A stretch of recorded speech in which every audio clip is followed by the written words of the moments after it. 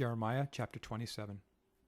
In the beginning of the reign of Jehoiakim the son of Josiah, king of Judah, this word came to Jeremiah from the Lord, saying, Thus says the Lord to me, Make for yourselves bonds and yokes, and put them on your neck, and send them to the king of Edom, the king of Moab, the king of the Ammonites, the king of Tyre, and the king of Sidon, by the hand of the messengers who come to Jerusalem to Zedekiah king of Judah.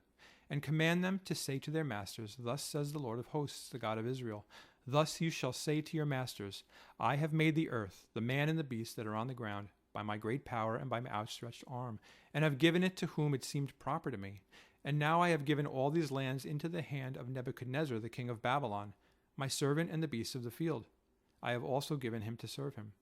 So all nations shall serve him, and his son's son, until the time of his land comes, and then many nations and great kings shall make him serve them.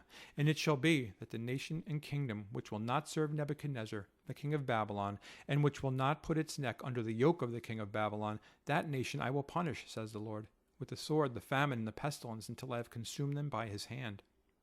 Therefore do not listen to your prophets, your diviners, your dreamers, your soothsayers, or your sorcerers, who speak to you, saying, You shall not serve the king of Babylon. For they prophesy a lie to you, to remove you far from your land, and I will drive you out, and you will perish. But the nations that bring their necks under the yoke of the king of Babylon and serve him, I will let them remain in their own land, says the Lord, and they shall till it and dwell in it. I also spoke to Zedekiah king of Judah, according to all these words, saying, Bring your necks under the yoke of the king of Babylon, and serve him and his people, and live. Why will you die, you and your people, by the sword, by the famine, and by the pestilence, as the Lord has spoken against the nation that will not serve the king of Babylon? Therefore do not listen to the words of the prophets who speak to you, saying, You shall not serve the king of Babylon, for they prophesy a lie to you. For I have not sent them, says the Lord, yet they prophesy a lie in my name, that I may drive you out, and that you may perish, you and the prophets who prophesy to you. Also I spoke to the priests and to all this people, saying, Thus says the Lord, Do not listen to the words of your prophets who prophesy to you, saying, Behold, the vessels of the Lord's house will now shortly be brought back from Babylon, for they prophesy a lie to you. Do not listen to them. Serve the king of Babylon and live. Why should this city be laid waste? But if they are prophets, and if the word of the Lord is with them, let them now make intercession to the Lord of hosts, that the vessels which are left in the house of the Lord, in the house of the king of Judah, and at Jerusalem do not go to Babylon.